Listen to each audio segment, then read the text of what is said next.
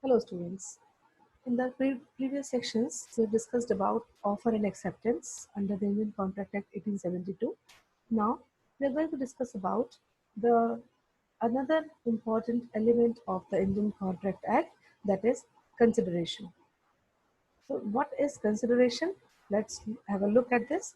So when at the desire of the promiser, the promisee or any other person has done or abstained from doing or does or abstains from doing or promises or to do or abstain from doing something, such act or abstinence is called consideration from the promisee.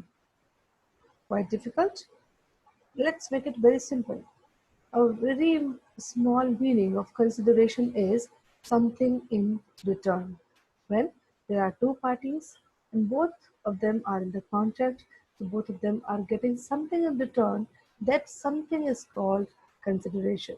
So here we find out consideration is the backbone of all the contracts. So if there is no contract, there is no consideration. Please keep in mind that if there is no contract, no consideration, there is no contract. Consideration means something in return to the promiser.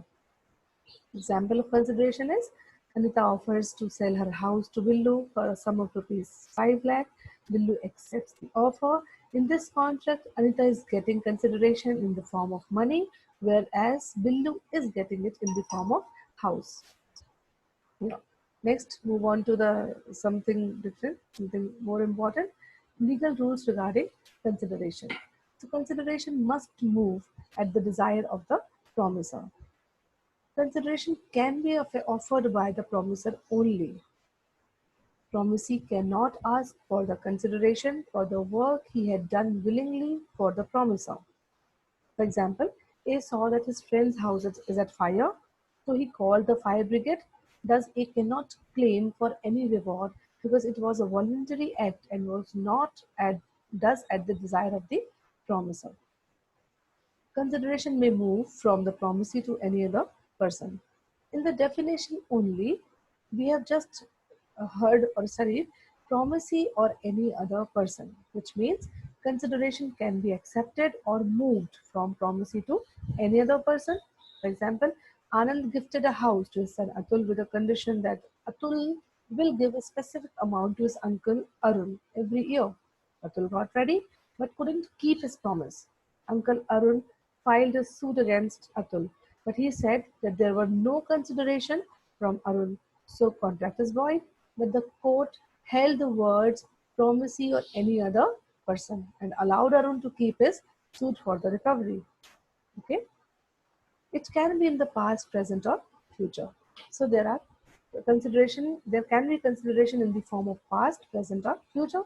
Past consideration when the work has been done in the past and promise I had promised to pay the reward afterwards. It is called past consideration. Present if the promise and consideration take place simultaneously, then it is present or executed consideration. Future. When the consideration for promise moves after the contract is formed, it is future. And it is also valid even when it is conditional. For example, contracts depend upon approval. Next point is it needs not to be adequate. Consideration does not require to be the same or equal to the given thing. It means something in return so that something can be anything worth, fair, and acceptable. It must be real and not illusory. The consideration must be real, not illusory or not imaginary, and it must have some value in the eyes of law. That is very important. It must not be illegal, immoral, or opposed to public policy. The consideration must not be illegal or opposed to public policy at any circumstances. No consideration, no contract. We have just heard, but there are some exceptions where even without consideration, the contract is valid. Which are they? Let's have a look.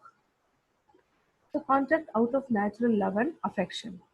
So in the section 25(1), the contract is enforced due to natural love or affection. It is valid even without consideration. For example, father is giving his property to his son for nothing in return. It is called a valid contract. It is still a valid contract even without a consideration, right? Compensation for voluntary services.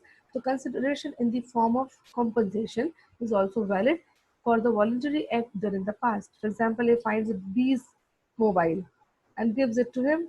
Now A promises to pay rupees 100 or any is a valid contract. Even without consideration, the contract was valid. Okay. Next is promise to pay time barred debt. If any debt is time barred or barred by the Limitation Act, it will lead to a valid contract. Agency. To set up a contract of agency, consideration is not mandatory. It means even without consideration, the contract of agency is valid. So I hope the concept of consideration is clear to you all. If still there is any query, kindly comment in the comment section. Thank you for watching. Keep healthy, keep safe. Thank you so much.